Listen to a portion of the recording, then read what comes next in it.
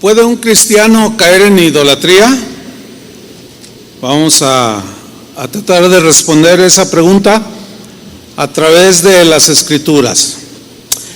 Vamos a tomar algo de contexto para entrar en el tema de si un cristiano puede o no eventualmente caer en la idolatría. Hay un pasaje en Mateo capítulo 4 que registra cuando Jesús fue al desierto y fue tentado por Satanás. ¿Recuerdan? 3 veces lo tentó, queriéndolo hacer tropezar, caer, desviar a Jesús de su propósito. En la segunda tentación vamos a ver o recordar, ya hemos estudiado este pasaje, cómo Satanás trató de engañar a Jesús con la palabra de Dios misma, con su misma palabra trató de engañar a Jesús. Esto es insólito. Sin embargo, Satanás sigue usando la misma estrategia, con la misma palabra de Dios en la cual creemos, nos puede engañar y desviarnos. Es algo paradójico, pero vamos a verlo. Mateo capítulo 4 versículo 6. Satanás le dice en el 5, si eres hijo de Dios, lánzate. O sea, lo subió al pináculo del templo, acuérdense que era una actividad mental, y en el versículo 6 le dijo, si eres hijo de Dios, o sea, como diciendo, a ver, demuestra que eres hijo de Dios, échate abajo, le dice. Porque escrito está, noten esa frase, porque escrito está, e inmediatamente, de manera engañosa, cita el Salmo 91, versículo 11 y 12. Satanás sabe más Biblia que cualquier teólogo o cualquier erudito,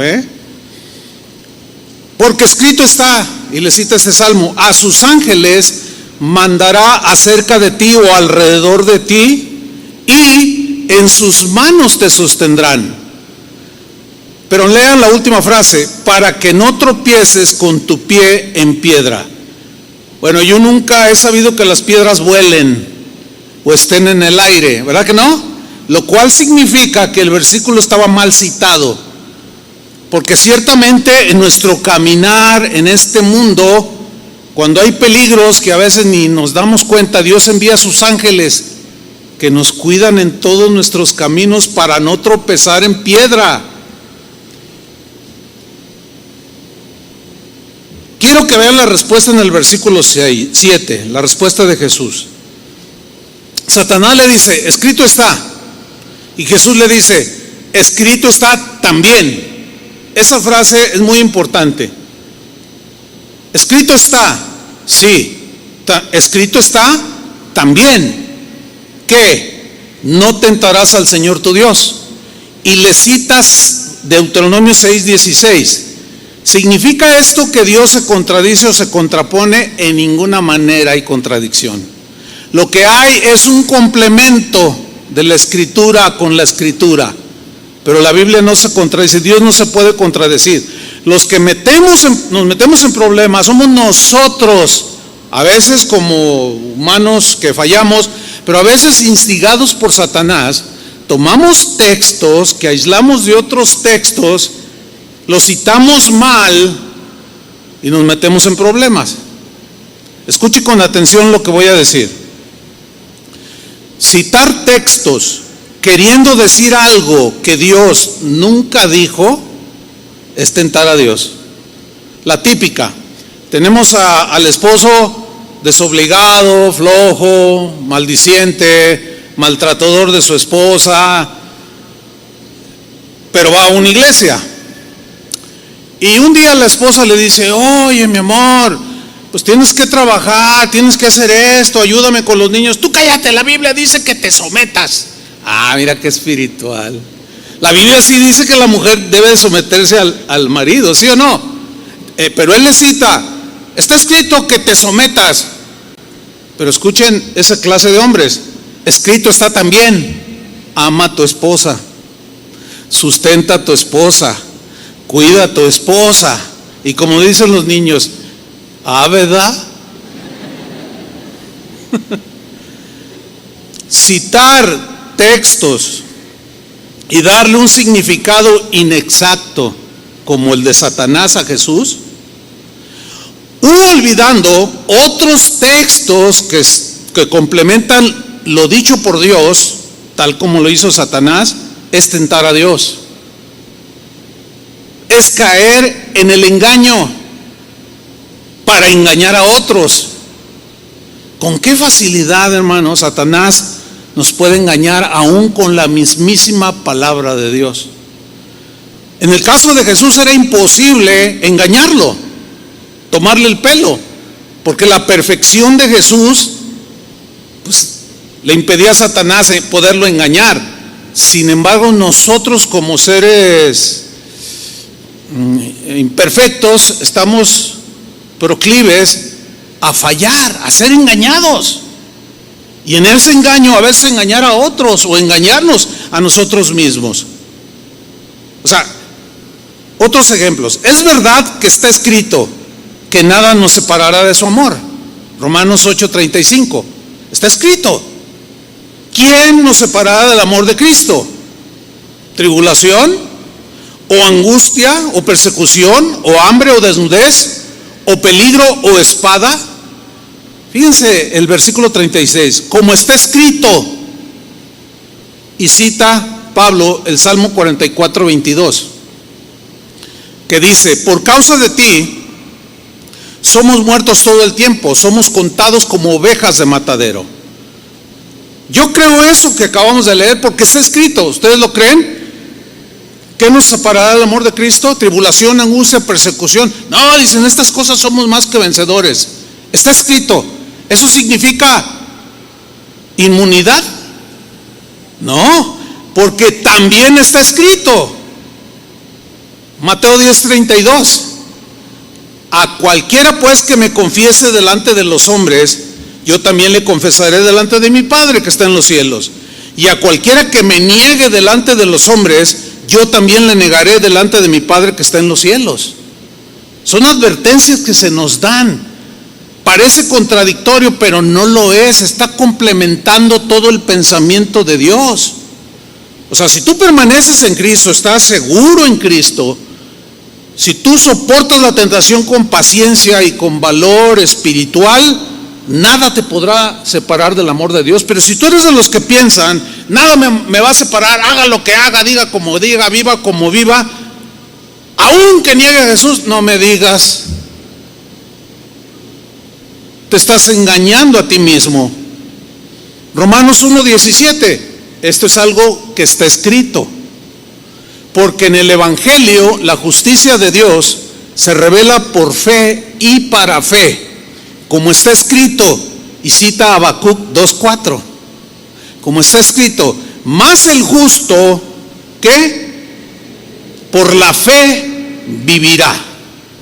Entonces, yo me sostengo por la fe en Cristo, sí, pero esa fe en algún momento se puede alterar por la persecución, por la aflicción, por la desnudez, por el peligro, por la espada. Yo pienso que sí. Por eso escrito está también. Sí, el justo por la fe vivirá. Pero Hebreos 10:38, escrito está también. ¿Qué? Mas el justo vivirá por fe. Es la misma cita de Habacuc 2:4. Mas el justo vivirá por fe. Pero luego añade algo más. Y si retrocediere ¿quién? El justo. Y si retrocediere el justo, no agradará a mi alma. Escrito está también. Escrito está también. Acuérdense de la mujer de Lot. Colosenses 3:3. Escrito está. Porque habéis muerto, o sea, al pecado, a la vida pecaminosa. Ahora somos de Cristo. Porque habéis muerto. Vean lo que sigue a continuación. Es una frase hermosísima. Dice: y vuestra vida está escondida con Cristo en Dios.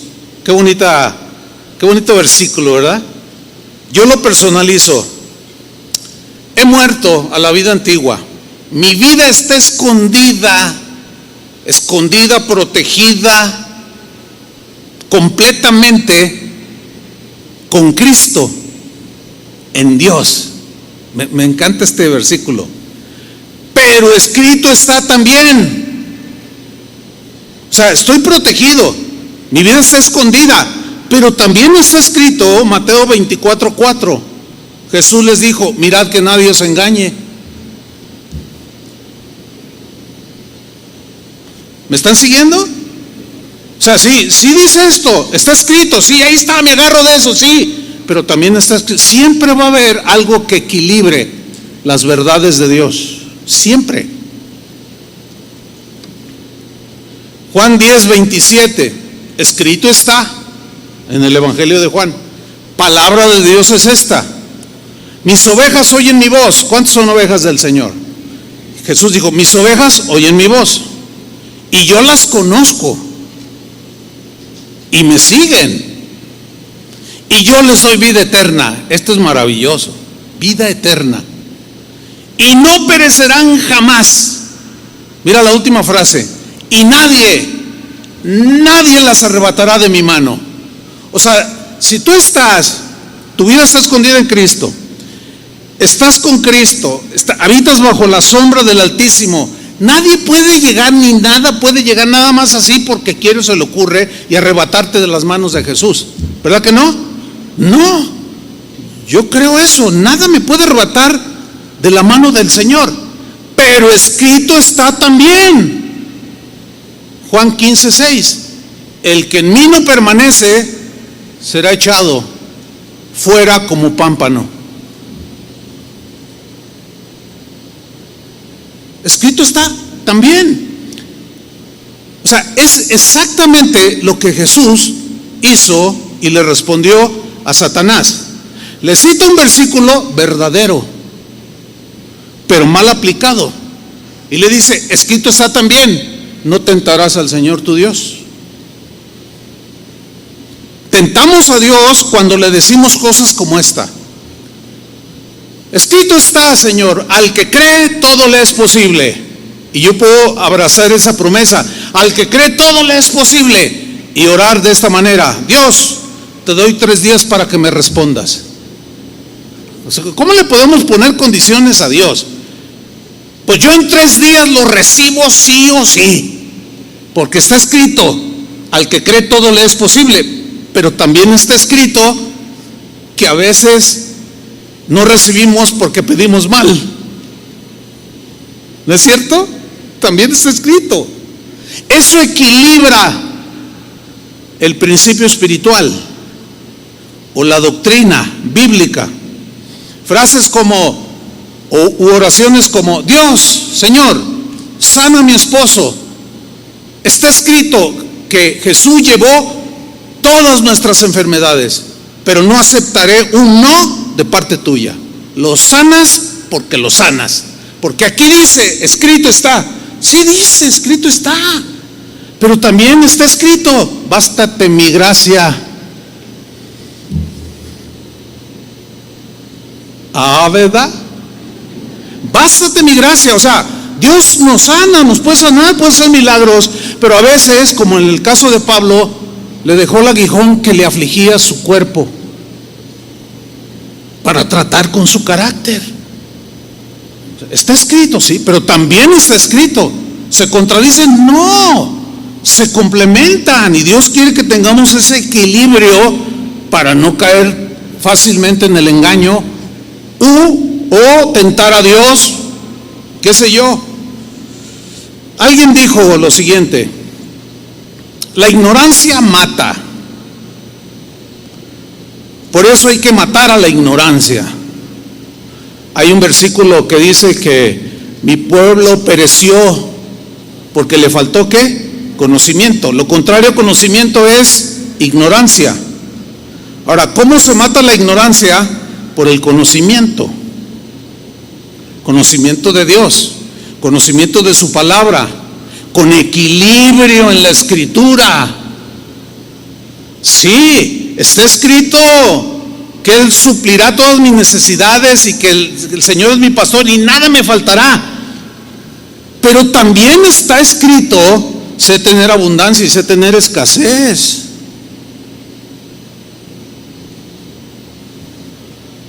A ver, una pregunta para ustedes, de primer año. ¿Qué pasa o qué me pasa si por ignorancia desconozco la ley de tránsito de Jalisco? Pregunta, ¿la ignorancia evitará que yo no sea sancionado? Claro que no.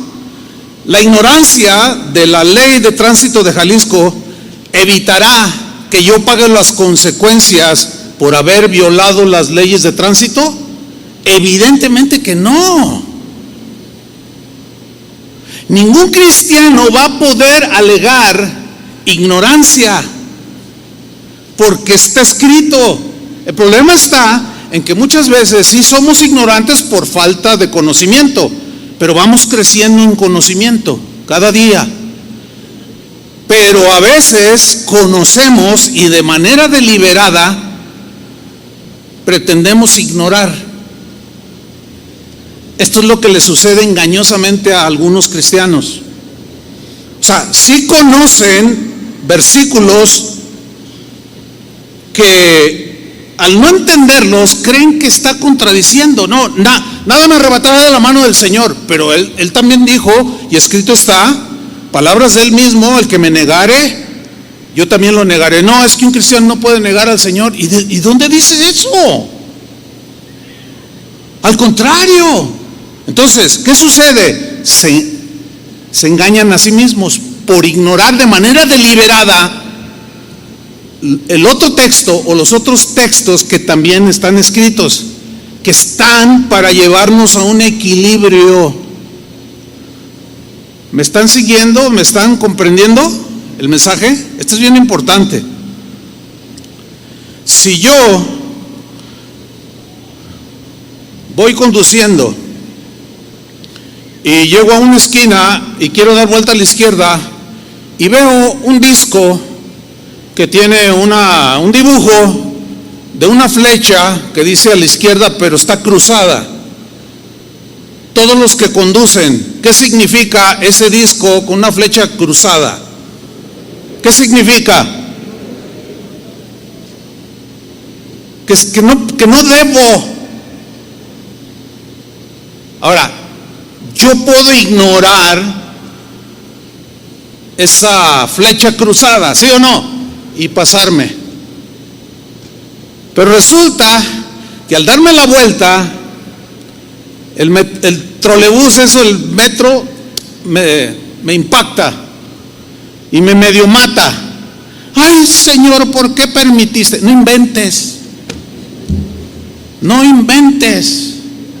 Lo mismo sucede en las cosas espirituales. Lo mismo sucede, hermanos. Hablando de ignorancia, miren lo que dijo Pablo a los Corintios. ¿Qué sucede? Déjenme darle un contexto breve. En el pasaje que vamos a leer a continuación, que es 1 Corintios capítulo 10, ahí Pablo retoma el ejemplo de Israel cuando salió de Egipto y empezó a caminar por el desierto.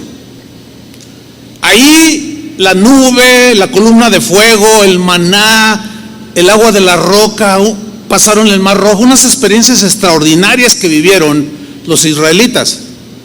Entonces Pablo toma esta historia del pueblo de Israel para advertir a los cristianos de Corinto y a todos los cristianos de todas las edades que no repitieran las mismas cosas.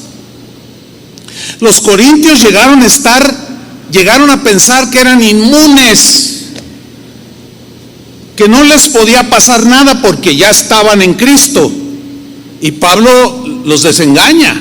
Pablo les advierte que no tengan ese exceso de confianza, que no se sintieran inmunes y confiados de que nada nos pasará. Hagamos lo que hagamos, vivamos como vivamos, somos los escogidos de Dios. Así dijo Israel, así se creyó Israel, eran el pueblo escogido de Dios. Pero eso lo tomaron como pretexto para hacer un montón de diabluras. Y Pablo dice, no, momento, no. Vamos allí, 1 Corintios 10:1. Porque no quiero, hermanos. Esa frase no deja lugar a dudas que este mensaje es para cristianos. Porque no quiero, hermanos, tampoco Dios quiere, que ignoréis. Quiero que lo sepan bien, porque si lo ignoras y lo cometes, sigue siendo culpable. Sigue habiendo consecuencias. Por eso quiero que tengan conocimiento y hagan caso de las advertencias. No quiero que ignoréis que nuestros padres, refiriéndose a la generación de Moisés en el desierto, todos, repito la palabra, todos ellos estuvieron bajo la nube. Y todos ellos pasaron el mar rojo, todos. Versículo 2. Y todos en Moisés fueron bautizados en la nube y en el mar. O sea, se identificaron ellos como pueblo de Dios y él como su líder, como su guía. Todos. Versículo 3. Y todos, ya van 4 veces que habla de todos. Y todos comieron el mismo alimento espiritual. Era el maná que caía del cielo, pero representaba al verdadero pan del cielo, que es Jesús. ¿Cuántos comieron? Todos. Versículo 4. Y todos, es como aquí ahorita, todos están comiendo alimento espiritual. El que se está durmiendo, pues doble, imagínate, oyendo la palabra y en la presencia del Señor un sueño santo. Todos bebieron de la misma bebida espiritual, todos, como ustedes ahora, porque bebían de la roca espiritual que los seguía, y la roca era Cristo. Participaron de Cristo. Proféticamente estaban en Cristo. Todavía no estaba revelado el Cristo, pero ya estaba tipificado en la roca, en la nube, en el pan, como hace un rato lo cantamos. ¿Sí? Ahora, ¿qué sucedió con algunos? Versículo 5. Pero de los más de ellos, o algunos de ellos, no se agradó Dios. Ah, caray, ¿qué pasó allí? Pues que no eran el pueblo de Dios, y si era el pueblo de Dios, indudablemente que iban a andar bien derechitos. Pues ¿quién dijo eso? La Biblia no muestra eso. De los más de ellos, algunos de ellos no se agradó Dios, por lo cual quedaron postrados en el desierto. Otra versión dice, sus cuerpos quedaron regados en el desierto, se murieron. Ay, pues que no era el pueblo de Dios, protegido por Dios. Sí, pero ¿qué hicieron? ¿Qué pasó? Y aquí es donde entra la historia. Dice el versículo 6, dice Pablo, les dice, miren, estas cosas, las que está a punto de narrar, y todo lo que viene en la generación de Moisés, estas cosas sucedieron. Y luego dice, como ejemplos, que también se puede traducir como advertencia. O sea, eso sucedió y es para nosotros, ese ejemplo que les pasó a ellos, como una advertencia para nosotros. Aquí en esta parte, aquí en esta frase, para nosotros es Pablo y los corintios. Es un ejemplo para nosotros, para que no codiciemos cosas malas. Pregunta, ¿puede un cristiano o un creyente codiciar cosas malas? Es bien obvia la respuesta, ¿no? Como ellos codiciaron. Versículo 7. ni seáis idólatras. Ah, caray. ¿Puede algún cristiano caer en idolatría? Como algunos de ellos, no todos, como algunos de ellos cayeron en idolatría.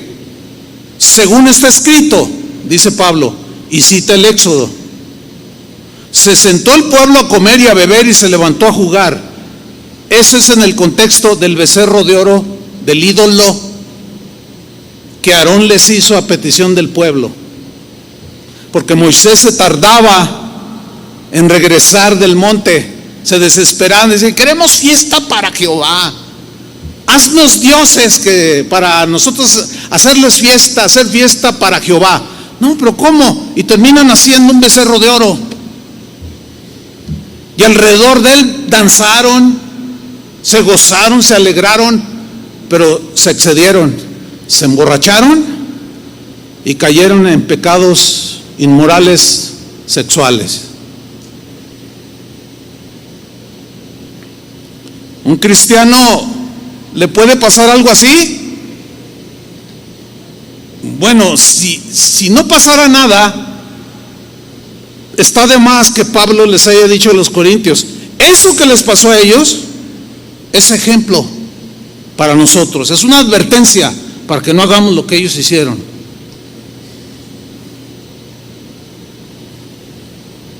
Dice el versículo 8: ni forniquemos. ¿Puede un cristiano caer en fornicación?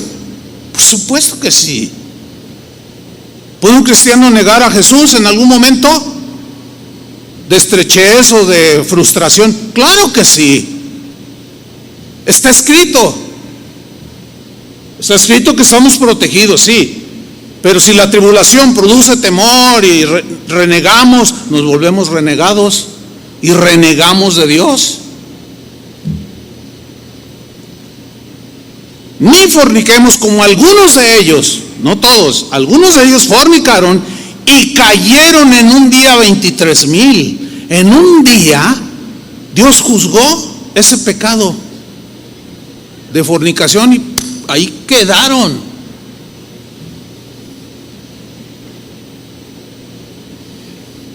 Versículo 9: ni tentemos al Señor. Y aquí podríamos preguntar: ¿puede un cristiano en algún momento tentar a Dios? ¿Sí o no? Porque si dice: ni tentemos al Señor. Vean lo que le pasó a Israel. Como también algunos de ellos le tentaron y perecieron por las serpientes. Tentaron a Dios, lo provocaron, lo ofendieron, lo desafiaron, y Dios envió como juicio serpientes que los mordieran, y quedaron muchos postrados en el desierto. Versículo 10: ni murmuréis como algunos de ellos murmuraron y perecieron por el destructor. Pregunta: ¿puede algún cristiano caer en murmuración? Ahora fíjate el versículo 11: y estas cosas, lo antes narrado, les acontecieron a aquella generación como ejemplo, como advertencia. Vean la frase que viene a continuación: y quedaron escritas, están escritas en la Biblia. ¿Para qué? ¿Con qué propósito?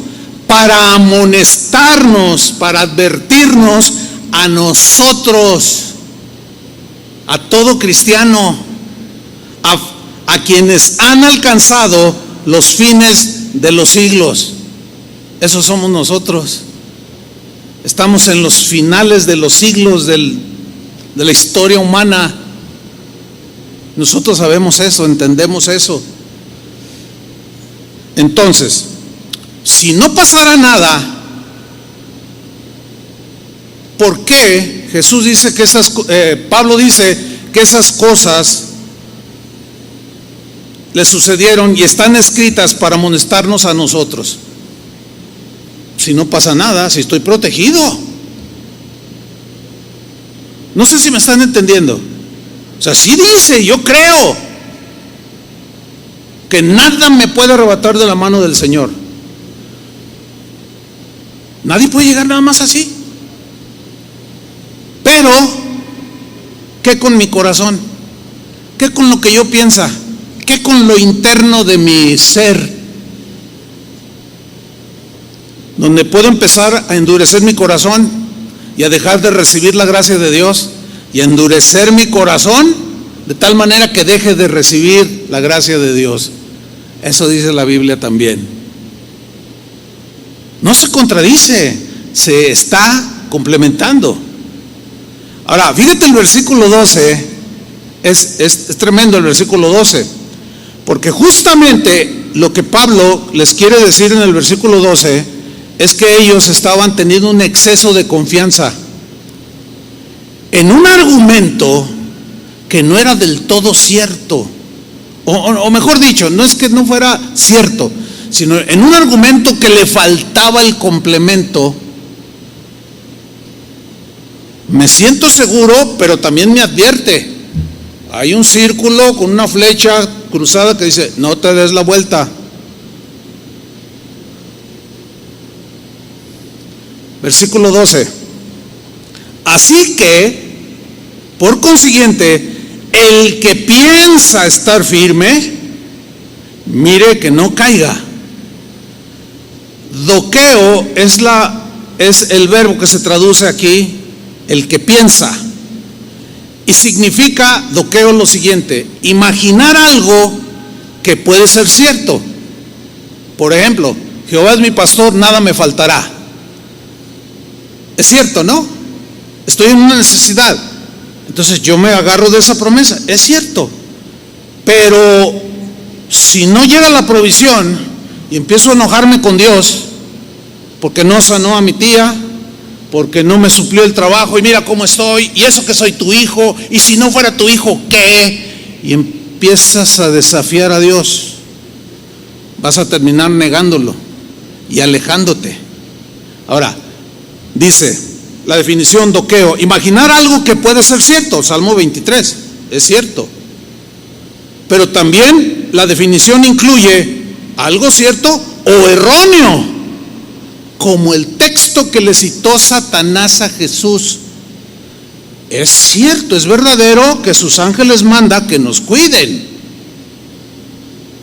pero no me voy a subir al edificio aquí del hotel que está aquí por Lázaro Cárdenas, porque está escrito que va a mandar a sus ángeles. Me voy a lanzar y me voy a hacer pedazos. ¿Me estoy explicando? O sea, es errónea la aplicación. Y ese es el engaño que Satanás quiso hacer caer a Jesús, en ese engaño. No lo logró, obviamente, porque le dijo, escrito está también. ¿Qué es lo que nosotros necesitamos aprender? Y yo lo veo de continuo, citando textos por aquí, por allá, y agarrándose de ahí. El otro le dice, oye, pero también la Biblia dice esto. No, aquí dice esto. Sí dice, pero también escrito está este otro lado.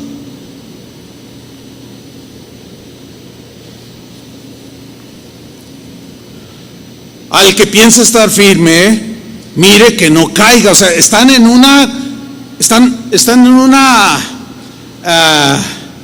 abusando, están en un error, pensando que están firmes. Vivan como vivan, hagan lo que hagan, digan lo que digan. Esa es una seguridad falsa, errónea. Entonces, se entiende que los corintios pensaban erróneamente. No pasa nada si fornicamos, si tentamos al Señor, si murmuramos, si somos idólatras, si nos rebelamos, no pasa nada. Mi vida está escondida en Cristo.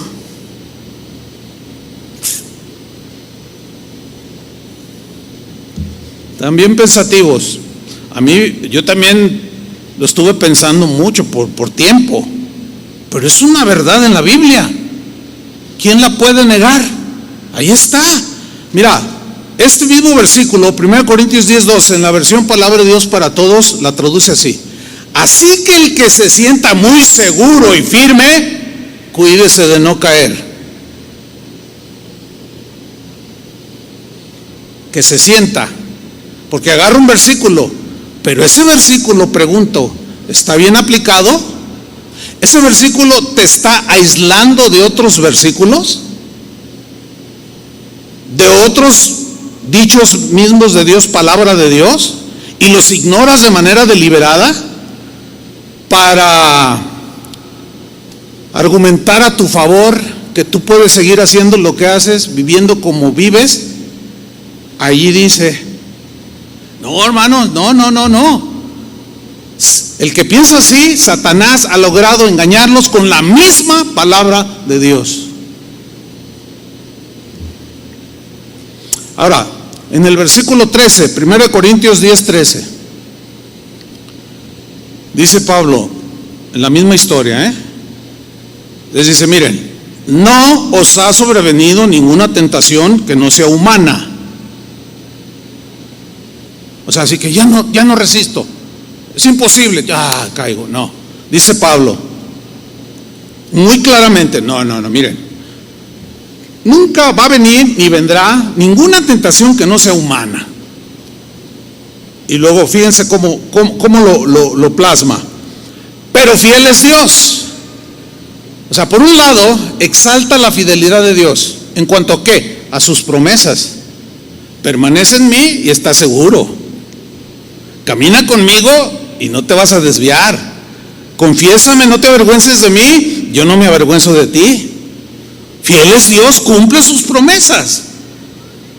Ahora, el hecho de que Dios haga promesas significa, pregunto, que nosotros no vamos a hacer nada, porque algunos leen esa promesa que dice que el que comenzó la buena obra también la terminará en el día de Jesucristo, hasta el día de Jesucristo. O sea que Él empezó una obra en nosotros, Él es fiel para terminarla, pero ¿y nosotros qué?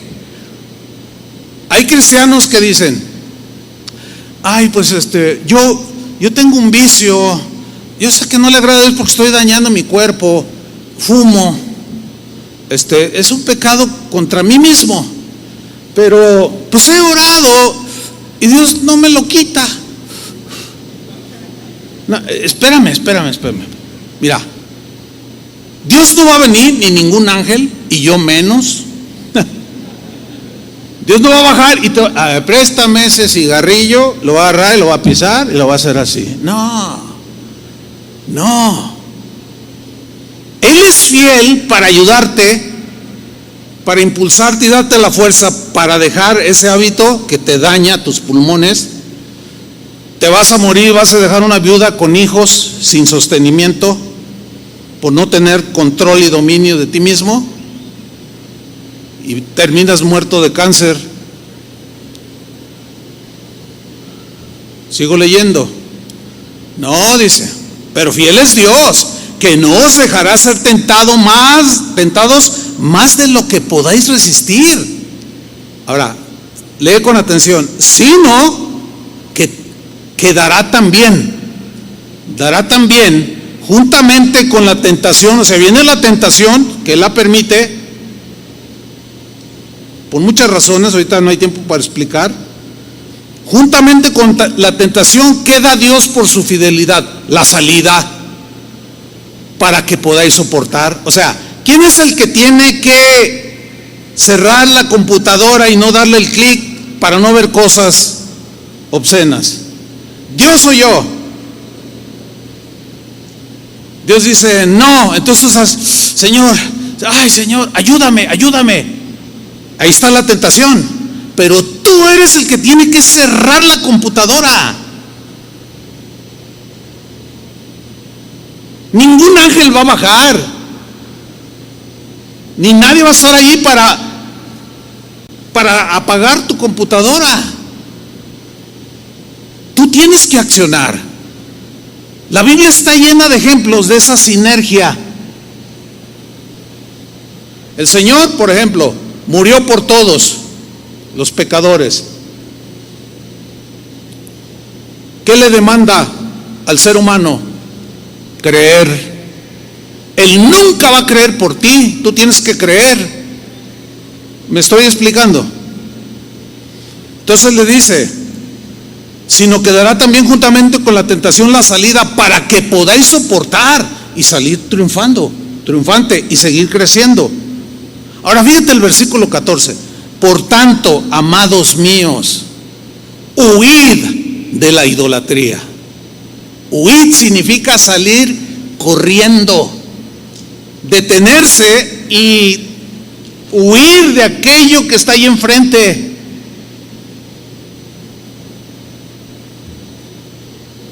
Si en tu trabajo te está asediando un hombre o una mujer o un varón, se da de todo,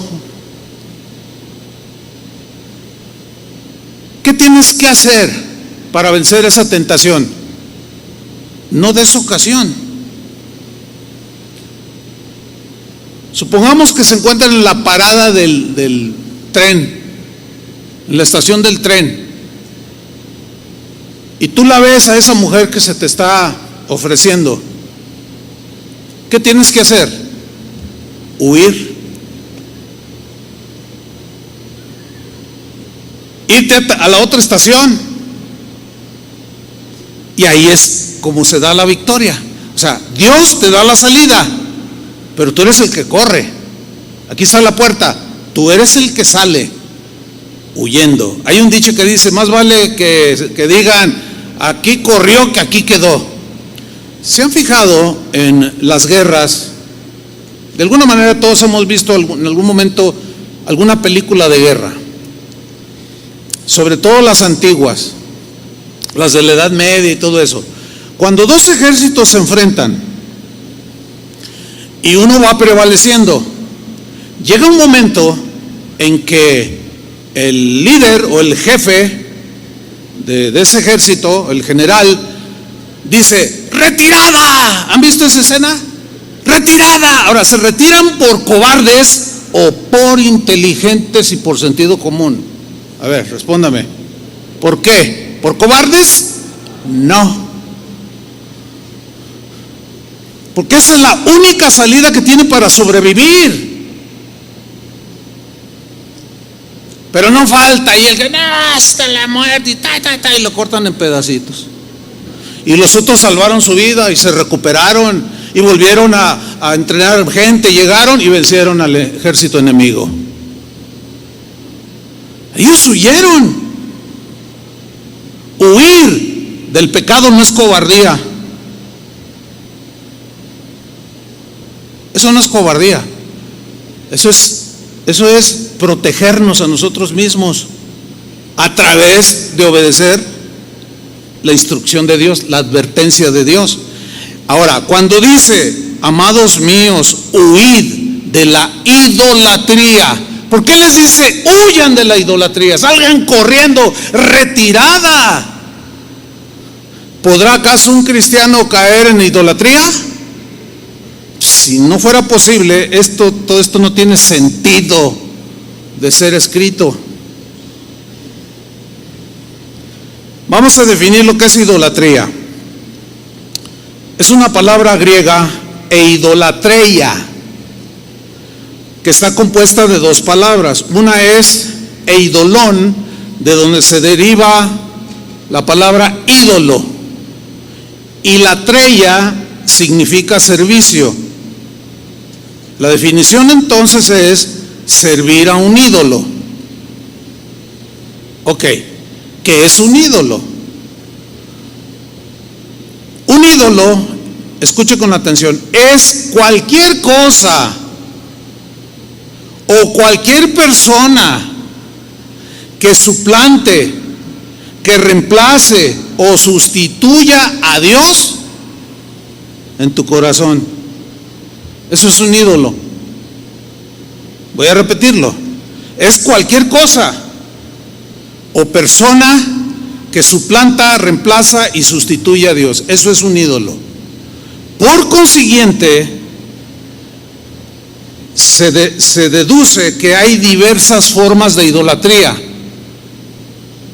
La más común es la de no adorarás Éxodo 23, una estatua o imagen que uno mismo hace y se le postra y le besa los pies, la mano, qué sé yo. Éxodo 23, no tendrás dioses ajenos delante de mí, le dijo a Israel. No te harás imagen, ni ninguna semejanza de lo que esté arriba en el cielo, ni abajo en la tierra, ni en las aguas debajo de la tierra. No te inclinarás a ellas, a esas imágenes, del tipo que sean. Puede ser la imagen de un hombre, puede ser la imagen de un gato, puede ser la imagen de... Ustedes saben que los egipcios tenían 20,000 dioses. No te inclinarás a ellas, ni las honrarás. Entonces, nosotros los cristianos evangélicos, que creemos en el evangelio, decimos: ya no soy un idólatra. Antes yo adoraba ídolos. Le hablaba a la estatua del ángel Miguel, y le decía: ay, angelito de mi guarda, sálvame, protégeme. Y ahí estaba el angelito, que tú mismo hiciste o que alguien lo fabricó. Entonces nos jactamos y decimos: no, nosotros ya no somos idólatras. Ese concepto es muy limitado. Ese concepto de idolatría es muy limitado. La idolatría se extiende muchísimo más que adorar una imagen. Ciertamente ya no lo hacemos. Yo ya no tengo una imagen de San Pillín o de San Bailón allá colgada, ni le hablo, ni me le postro, ni le lloro, ni le oro. No, de ahí me sacó el Señor. Eso es ignorar al Dios vivo y ofender a Dios vivo, que dijo: no te harás imagen de nada, ni las honrarás, ni te inclinarás a ellas. No, hermanos, no. La idolatría va mucho más allá. Por ejemplo, una persona, un esposo puede ser el ídolo de una esposa, o viceversa. Sí, les voy a contar una historia verídica. O sea, no es algo mitológico, no. El primer sepelio, el primer funeral que tuvimos en casa de oración fue en 1982. Recién había iniciado casa de oración. Un hermano de la congregación se murió. Estaba con su esposa, sintió un dolor en el cerebro. Me duele el cerebro, recuéstate en el sillón. Cerró los ojos y ya no despertó más. Y murió. Y lo sepultamos. Al paso de un mes, más o menos, su esposa, la viuda, que todavía se congrega aquí, por cierto, me dijo: pastor, te quiero decir algo. Dice: mira, una vez yo le dije al Señor: Señor, tú sabes que para mí mi esposo es todo. Ni se te ocurra quitármelo. Que no le pase nada, porque si algo le sucede, ya no voy a la iglesia, ya no te sirvo, ya no te... Dice: y Dios me acaba de decir que Él tuvo que quitar ese ídolo que estorbaba entre Dios y yo. O sea, el hermano era inocente, pero ella lo había hecho un ídolo a su esposo. Yo he escuchado a padres que dicen: mis hijos son mi adoración. Dicen: tengan mucho cuidado. Esa expresión es exclusiva de Dios y para Dios. No, pero es que nada más lo digo así. No lo diga ni por ignorancia siquiera. La adoración es exclusiva de Dios. Y todo ídolo que está enfrente de Él lo puede de un manotazo quitar. Nunca diga: mi esposa es mi adoración. No, mi adoración es Dios y le doy gracias a Él por mi hermosa esposa que me dio. Pero ella no es mi adoración, ni tus hijos deben ser tu adoración. Ay, es que no sé qué pasa. Yo no sé qué haría si se me muere. ¿Ves? Ahí está. No sé qué haría. O sea, se te acabó el mundo. Se te acabó tu Dios falso, tu ídolo, que te llena completamente. ¿Podrá un cristiano caer en idolatría?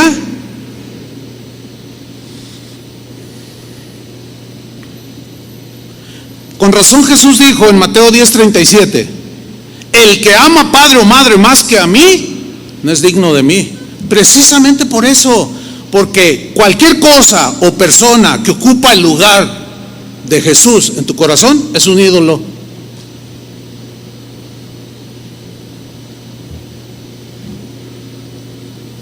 El que ama a hijo o hija más que a mí, no es digno de mí. Se queda con su ídolo, que ni te puede salvar, ni te va a poder ayudar, no va a poder hacer nada, porque tú te fabricaste ese ídolo. De manera ignorante, inconsciente, lo que tú quieras, pero a fin de cuentas es idolatría. Ahora, por otro lado, todos sabemos que los deportes en general ayudan para una buena salud física. ¿Están de acuerdo conmigo, no?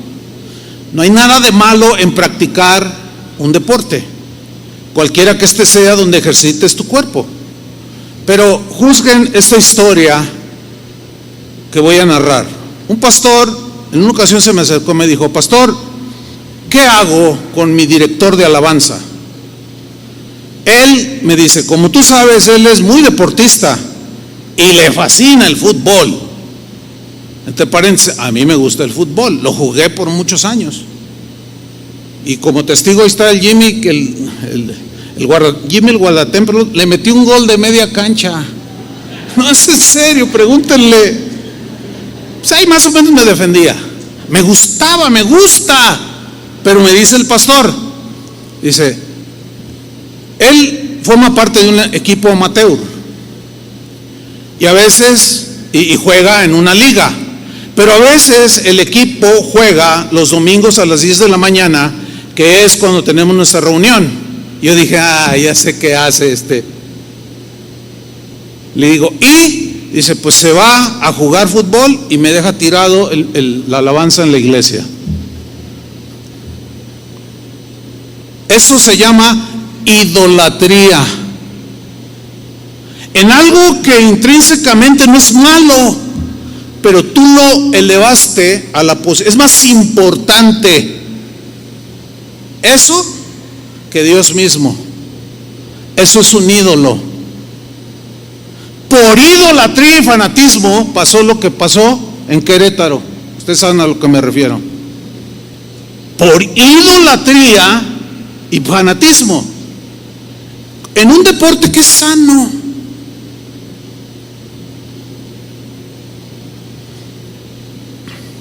¿Cuántos tienen un aparatito como esto? A ver, sáquenlo. Ándale, sáquenlo.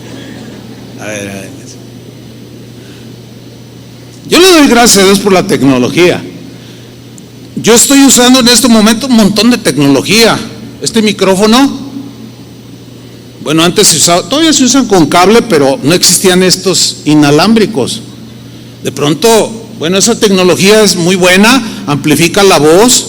Pero cuando salieron esos, wow, inalámbrico, wow, qué tecnología, ¿no? Estoy usando una computadora, bocinas, unos monitores ahí, hay mucha tecnología. La tecnología ha ayudado en el desarrollo del ser humano, ¿cierto? No es mala en sí misma. Sin embargo, una cosa como esta se ha vuelto un ídolo para muchos. No pueden vivir sin él. Se acuestan, lo meten abajo de la almohada o ahí bien cerquita, y apenas un ruidito, ¡ting!, se despiertan, se levantan. Pero a veces están en plena reunión, suena el teléfono y no importa que sea la palabra de Dios, se levantan y van por el pasillo. Bueno, sí, no, sí, al rato nos vemos, sí, ahí voy para allá.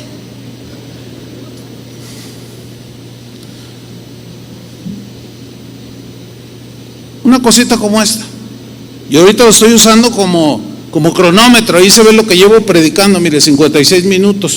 Si lo alcanzan a ver los de aquí adelante. Es bueno. Pero yo no nací con él. Sin embargo, se puede volver un ídolo. Las redes sociales, ni se diga. Hay gente que literalmente consulta primero su Facebook que hablar con Dios. Y yo debo decirles, ese es un nivel de idolatría, ¿eh? O sea, no puedo vivir sin Él.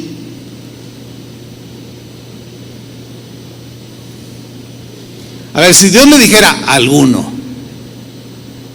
ya no usa celular, se frustrarían y a lo mejor hasta pensarían en suicidarse. Cosas atroces. ¿Por qué? Porque ya no tienen en qué apoyarse. Ya la vida no tiene sentido para algunos, porque son esclavos y sirven al Dios tecnología. La tecnología hay que usarla, hermano, pero no hay que convertirla en un ídolo. Alguien me pasó un escrito que decía, no, lo que tienes que hacer es lo que hicieron los apóstoles en el Evangelio, que dice, y dejando las redes le siguieron. Está bueno, ¿eh? Creo que Julio me lo mandó, ¿no? No puedes vivir sin Facebook. Santo Dios.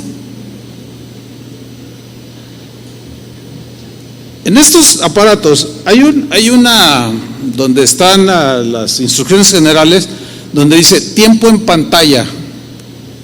Todos saben que es, nomás les estoy recordando. Y ahí te dice cuánto tiempo pasas en la pantalla. Bueno, compáralo con el tiempo que tú dedicas a Dios, a escuchar la palabra, a estudiar, a orar, a hacer algo por el bien de los demás. Y me temo que algunos van a reprobar, porque han hecho un Dios. Otros han hecho de sí mismos un ídolo. Se admiran tanto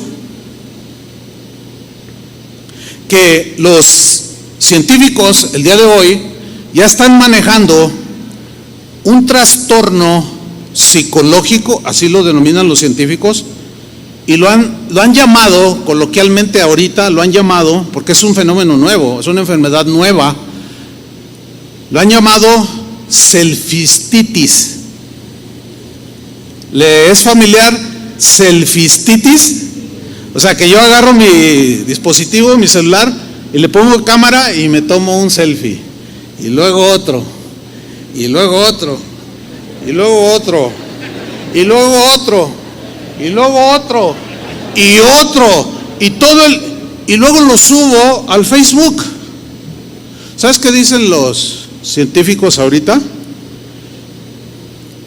Que las personas que hacen eso están enamoradas de sí mismos. Nada más publican sus fotos.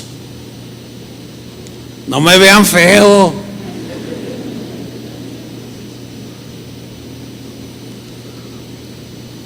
En todas las poses posibles, tu foto, tu selfie, y luego la suben al Facebook para esperar los comentarios. ¡Ay, qué guapa! Siempre tan hermosa. ¡Ay, gracias, amiga! Siempre tan esto. ¡Ay! ¡Ay! Se da mucho en las mujeres, pero también en los hombres. ¿Saben? Ya, eso es un tipo de narcisismo, que es una historia ya de los griegos, ¿no? Que se miraba tanto y ay, no podía ir. Y se ve que él fue el que compuso ese canto que decía, ¿cómo era? Se me olvidó, Julio. Qué bonito soy, qué bonito soy. ¿Cómo me quiero? Qué bonito soy, qué bonito soy. Sin mí me muero. Es increíble, es increíble. Suena jocoso y suena así chistoso y ja, ja, ja, ja, ja. Pero ¿saben una cosa? Muchos tienen de ídolos a sí mismos. Se creen los más inteligentes. No hay otro como tú. Y lo publicas y selfies por todos lados. Qué increíble, ¿no?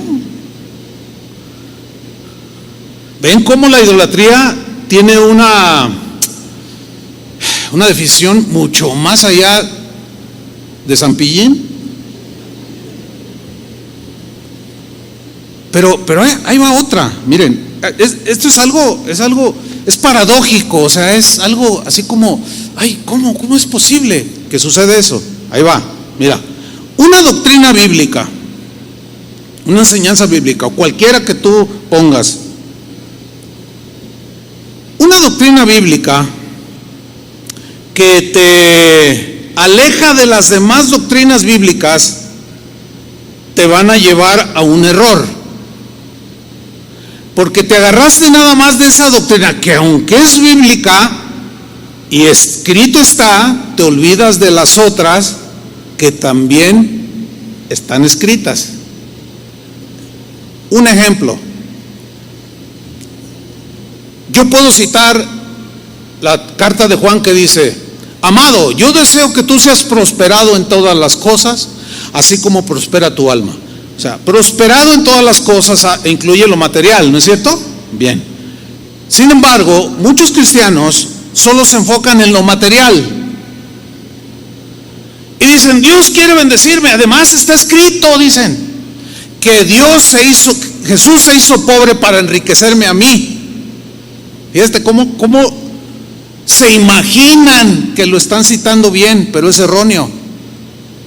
Ese texto que dijo Pablo, que Él se hizo pobre para enriquecerme a mí, significa riquezas espirituales por el amor de Dios. Ahora, ¿que incluye de alguna manera lo material? Por supuesto que sí, pero también está escrito. Jesús dijo: no, la vida del hombre no consiste en la abundancia de bienes que posee. Tengan mucho cuidado con la avaricia. ¿Sí o no? Entonces, yo puedo tomar una enseñanza de que ciertamente Dios bendijo a Abraham y lo hizo rico. Él era un hombre rico, Job también, y muchos otros. Y no puedo nada más agarrar esos ejemplos y olvidarnos que también está escrito: sé tener abundancia y sé tener escasez.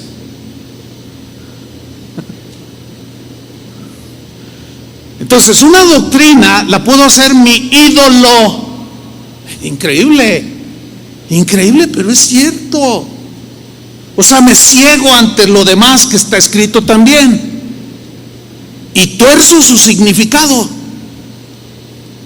Y de ahí me agarro y de ahí no me mueve nadie. Oye, pero también está escrito. No, pero nada más no entienden. Colosenses 3:5 dice lo siguiente: por tanto, haced morir todo lo que es propio de la naturaleza terrenal: inmoralidad, impureza, bajas pasiones, malos deseos y avaricia, que es idolatría. ¿Sí?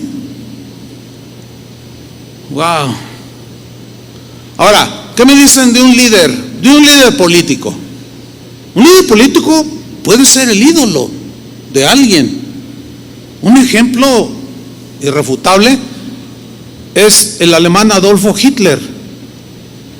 Ese hombre, que fue un dictador, de alguna manera llegó a convencer a millones de alemanes de que había que exterminar a los judíos. Y ellos, de manera irracional, obedecieron, creyeron lo que les decía su líder político.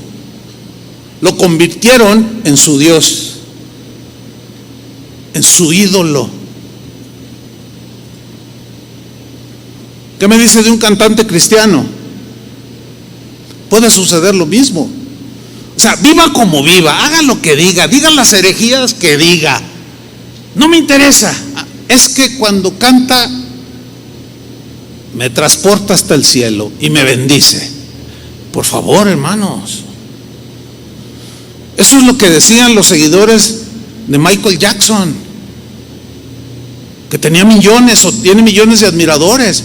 Y cuando salió a la luz que era un pederasta y que abusó de muchos niños, ahí está tu cantante, ¿cómo lo sigues? a mí no me interesa su vida que haga en lo privado, a mí me interesa su arte. Ay, me encanta. Entonces, a mí me encanta cómo canta este canto de los carros del faraón. Que viva él como viva no me interesa. Por favor, hermanos, por favor, sean juiciosos. ¿Cómo que no te interesa? Porque escrito está también que los ministros de Dios deben de ser ejemplo. ¿Sí o no? Digno de imitar. Son ejemplos algunos, no todos. ¿Dignos de imitar? La respuesta es no. Pero son tus ídolos. Y cuidado con que alguien lo nombre o diga algo, porque te pones furioso y te pones a defenderlo más que a Cristo mismo. Eso es un ídolo también. ¿Pero qué me dicen de un líder espiritual? Puede ser un pastor, puede ser un sacerdote, puede ser el Papa mismo. O sea, líderes espirituales. En las distintas ramas somos líderes espirituales. Ahora, pongan atención. Una cosa es, por un lado, que un papa, un sacerdote o un pastor, como es mi caso, nos pongamos en el lugar de Dios, en las mentes y corazones de ustedes, y les exijamos obediencia absoluta, ciega. Esa es una cosa que sí sucede, desgraciadamente, sí sucede. Hay líderes espirituales que demandan obediencia ciega a lo que ellos dicen, y la gente los obedece. Hacen de su líder espiritual, de su pastor, de su sacerdote o lo que sea un líder espiritual, lo hacen su ídolo. Desgraciadamente hay 20,000 historias al respecto. Esto es sumamente peligroso, hermanos.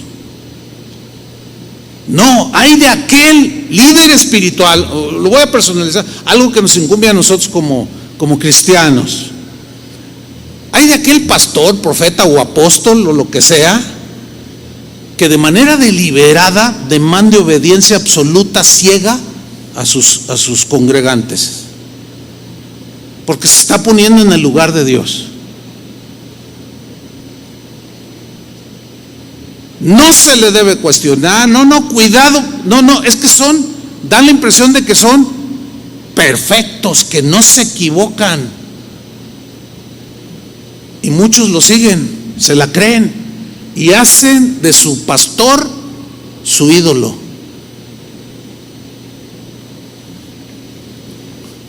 Una vez un predicador estaba predicando un buen mensaje, pero de pronto dijo algo raro, sonó rarísimo, y todos hicimos una expresión así como, ¿qué dijo?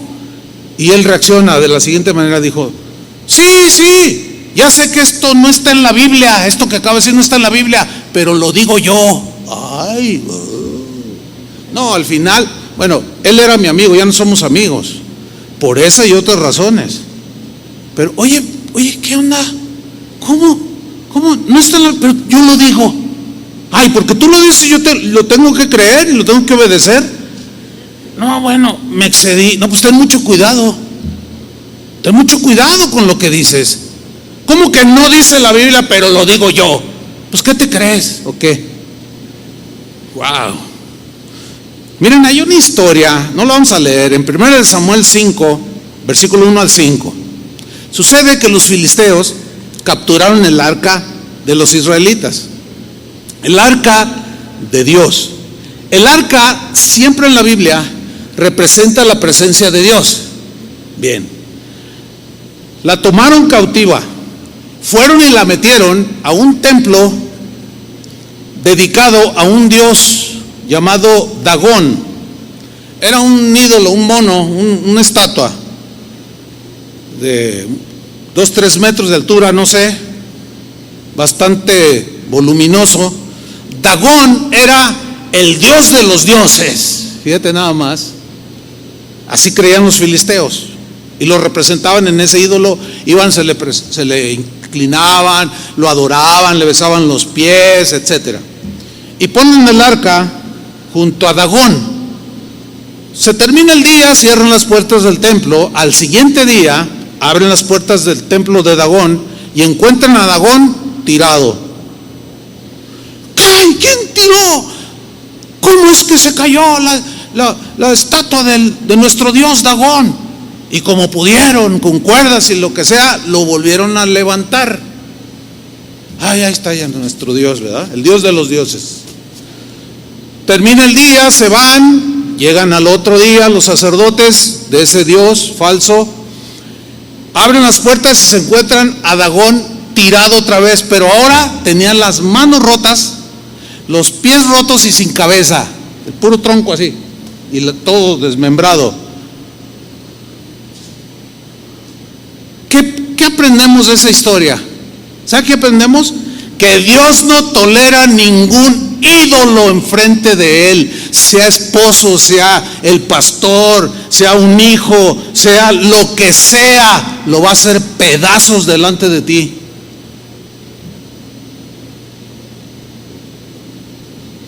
Así es que cuida bien tu teléfono. Y cuida bien cuántas fotos te tomas, porque ese ídolo puede quedar sin cabeza. No, es serio, hermanos, es serio.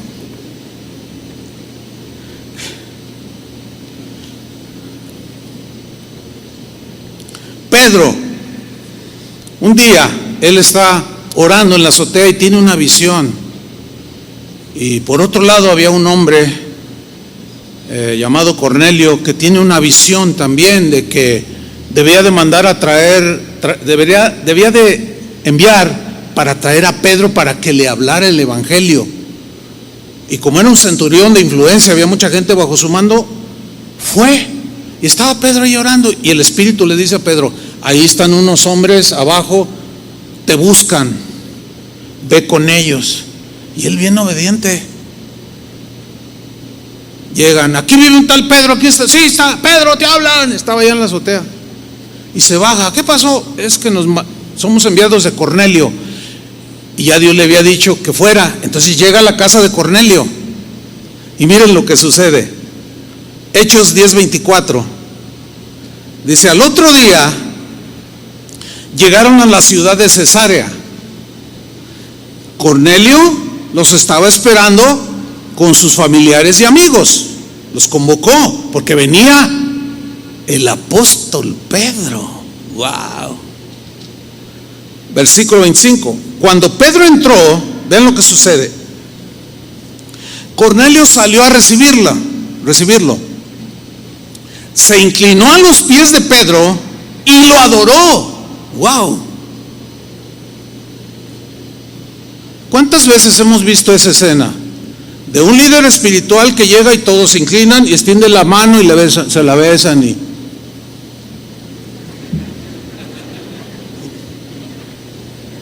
estaba viendo el otro día una película de los templarios, de los cruzados cristianos. Esta vergüenza da contar estas historias. O sea, hechos reales. Hubo 10 cruzadas cristianos contra musulmanes. Y cómo los líderes espirituales de ese tiempo, híjole, una soberbia, así eran. Y algunos desgraciadamente siguen siendo.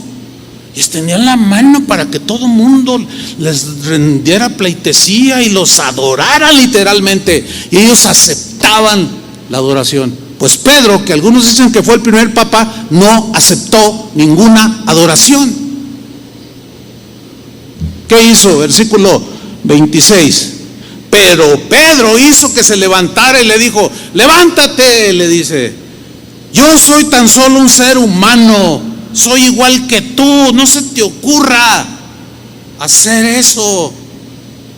Ese sí es un verdadero hombre de Dios, que ni promueve ni acepta la adoración.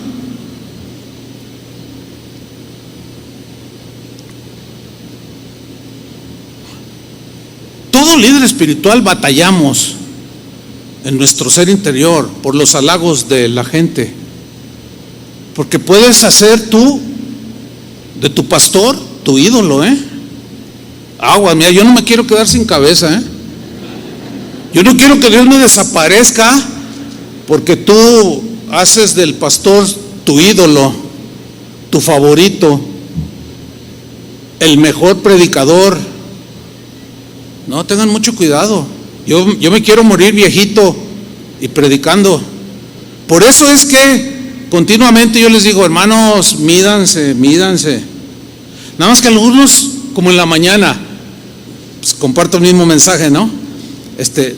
Mídanse, o sea, está bien honrar a sus pastores, está bien respetarlos, está bien, pero de ahí a, ay, hermanos, ¿y usted qué haríamos? Cálmate.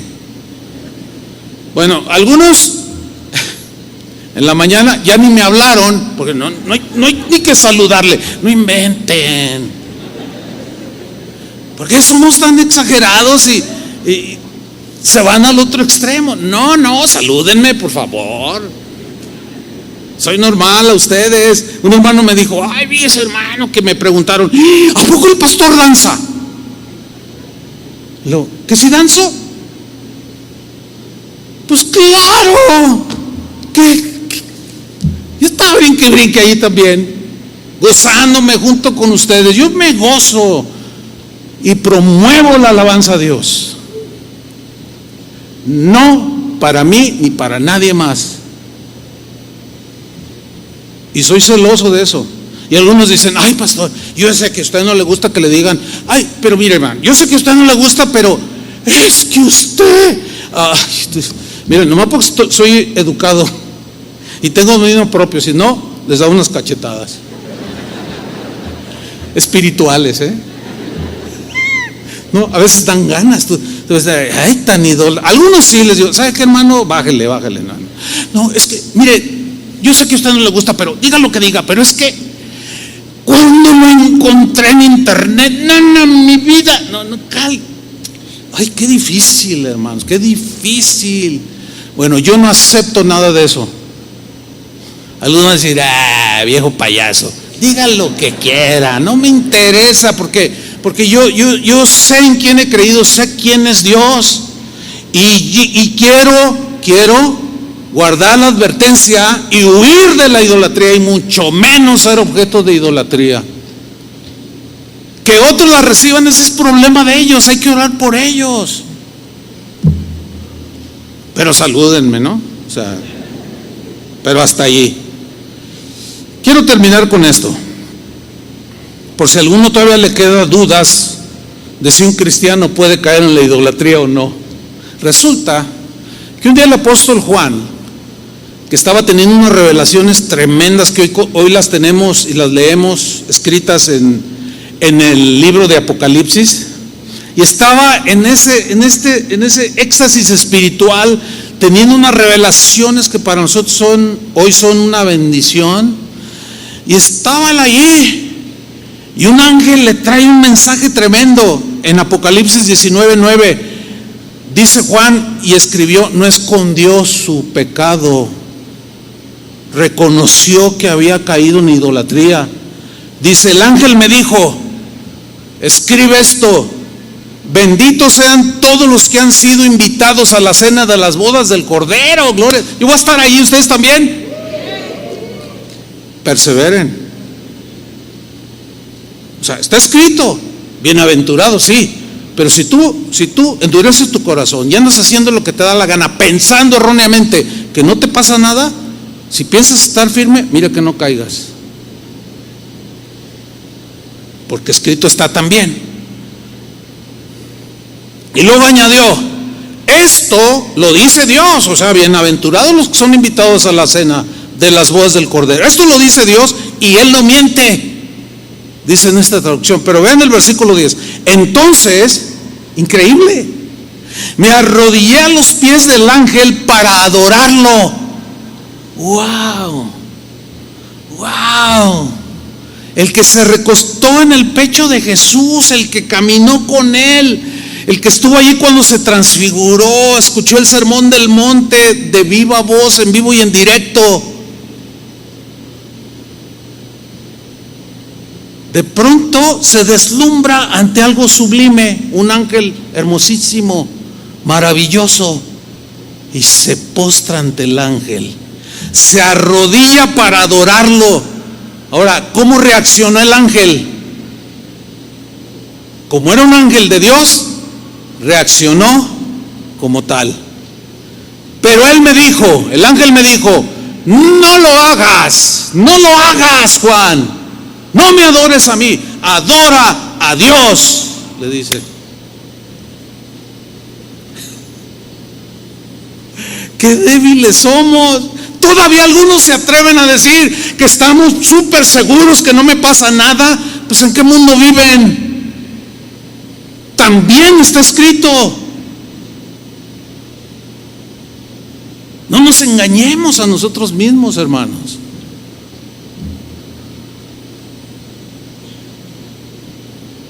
Si un apóstol del calibre de Juan fue débil en ese momento, ¿alguno se puede comparar con el apóstol Juan? Bueno, hay quienes se creen mejores, son los que caen más pronto, los soberbios. No, dice, adora a Dios, pues yo también le sirvo, igual que tú, y que todos los que siguen confiando en el mensaje que les dio Jesús, adóralo a Él. Yo imagino que el ángel dijo: no quiero quedarme sin cabeza y sin alas. Pero ahí no terminó la historia, porque 3 capítulos después, capítulo 22, versículo 8, vuelve a ser el mismo asunto. Yo, Juan, dice, vi y oí todas estas cosas que había narrado en el capítulo 20 y 21, 22. Y después de verlas, eran tan sublimes, y después de oírlas, que era wow, me arrodillé para adorar al ángel que me las mostró. ¿Se acuerdan que Pablo dijo: mas si aún yo, que soy el apóstol Pablo, o un ángel del cielo les anuncia un evangelio diferente al que yo les he enseñado, está bajo maldición? ¿Se acuerdan Gálatas 1:6? Yo o un ángel del cielo. Pues vean a Juan. No, hermanos, es que no podemos confiar en exceso, en un solo versículo ignorando el otro, en una sola enseñanza ignorando la otra. No, porque podemos tener una seguridad falsa que a la postre terminemos apostatando de Jesús y abandonando su palabra y blasfemándolo a Él. Después de verlas, estas cosas y oírlas, me arrodillé para adorar al ángel que me las mostró, pero él me dijo: no lo hagas, adora a Dios, pues todos somos servidores de Él, tú, yo, los profetas y todos los que obedecen la palabra de Dios. Y miren cómo termina el final de sus días, ya anciano, lleno de días, el apóstol Juan. En el último versículo de su primera carta, primera de Juan 5:21, una exhortación muy amorosa pero tajante y contundente. Les dice: hijitos. Esa expresión es muy tierna, muy amorosa para los cristianos de su tiempo y de todos los tiempos. Les dice: hijitos, guardaos de los ídolos. No les quiso decir más porque seguramente ya conocían la historia de él. Nada más les dijo: guárdense de los ídolos, no se confíen tanto en ustedes o en esto o aquello. Guárdense de los ídolos. Amén, dice. Fue todos sus últimos mensajes. ¿Por qué? Porque el infierno será el castigo de los idólatras. Apocalipsis 21:7, terminamos. El que venciere heredará todas las cosas. Pregunto, ¿y el que no venciere? Porque el que venciere implica que habrá algunos que no van a vencer. ¿Cierto o no? Porque si dice el que venciere, está implicando que habrá gente que por alguna razón fueron vencidos. Por eso dice, el que venciere heredará todas las cosas, y yo seré su Dios, y él será mi hijo, el que venciere. Pero los cobardes, y aquí los cobardes se refiere a los que negaron a Jesús. Ya no tengo tiempo para explicar un poco más acerca de esto. Incrédulos, los incrédulos fueron los que perdieron la fe, y algunos comentaristas eruditos aseguran que en el griego implica eso, a los cobardes en general, pero incluye a los que se acobardaron y terminaron negando a Jesús. Por eso la advertencia del Señor: el que me negare, yo también lo voy a negar delante de mi Padre y de sus ángeles. Pero los cobardes e incrédulos, los abominables y homicidas, acuérdense que el suicidio es un homicidio, un auto-homicidio. Los fornicarios y los hechiceros, los idólatras y todos los mentirosos tendrán su parte en el lago que arde con fuego y azufre, que es la muerte segunda. Toda una eternidad lejos de Dios en el infierno. Hermanos, esto es suficientemente impactante y trágicas las consecuencias como para ser tan simplones y decir, no me pasa nada. El mensaje ya está dicho: el que es justo, sea justo todavía. El que es santo, santifíquese todavía. El que es inmundo, sea inmundo todavía. Pero no puede argumentar ignorancia de advertencia. Que Dios nos guarde, hermanos. Dios nos ayude. Voy a hacer mía la oración de Pablo cuando se despidió de los cristianos en Éfeso, que dijo: nos encomendamos a la palabra de tu gracia, que es la única que tiene poder para edificarnos, sostenernos, guardarnos, si la obedecemos. Yo estoy resuelto a hacerlo. Si yo pudiera decidir por algunos de ustedes que titubean, lo haría, pero no es posible. Cada uno de ustedes tiene que hacer eso. Jesús ya hizo su parte en la cruz, tú haces lo demás. ¿Crees o no? ¿Vives o no? Oremos, hermanos. Pónganse de pie. Padre, te damos gracias y hacemos nuestra esa oración de Pablo. Nos encomendamos a la palabra de tu gracia, que es la única que tiene poder para edificar nuestras vidas, para afirmar nuestros pasos, nuestras convicciones, nuestros pensamientos, para que nuestra vida sea congruente con lo que decimos creer. Líbranos, Señor, de tomar textos, versículos,